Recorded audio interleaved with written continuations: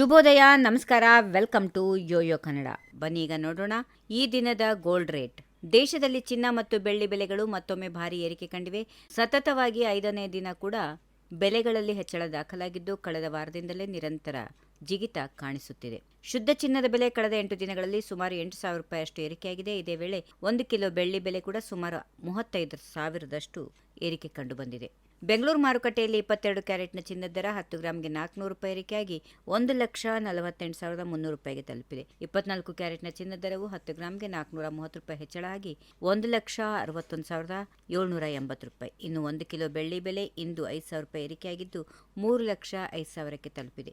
ಜಾಗತಿಕ ಮಟ್ಟದಲ್ಲಿ ಉಂಟಾಗಿರುವ ಆರ್ಥಿಕ ಅನಿಶ್ಚಿತತೆ, ಭೌಗೋಳಿಕ ರಾಜಕೀಯ ಉದ್ವಿಗ್ನತೆ ಮತ್ತು ವಿವಿಧ ದೇಶಗಳ ನಡುವಿನ ಪರಿಸ್ಥಿತಿಗಳನ್ನು ಆಧರಿಸಿ ಚಿನ್ನದ ಬೆಲೆ ಏರಿಕೆಗೆ ಪ್ರಮುಖ ಕಾರಣಗಳು ಎಂದು ಹೇಳಲಾಗುತ್ತಿದೆ. ವಿಶೇಷವಾಗಿ ಅಮೆರಿಕ ಮತ್ತು ಇರಾಕ್ ನಡುವಿನ ಉದ್ವಿಗ್ನತೆ ಹೆಚ್ಚುತ್ತಿರುವ ಹಿನ್ನೆಲೆಯಲ್ಲಿ ಅಂತಾರಾಷ್ಟ್ರೀಯ ಮಾರುಕಟ್ಟೆಯಲ್ಲಿ ಅಸ್ಥಿರತೆ ಕಂಡುಬಂದಿದೆ.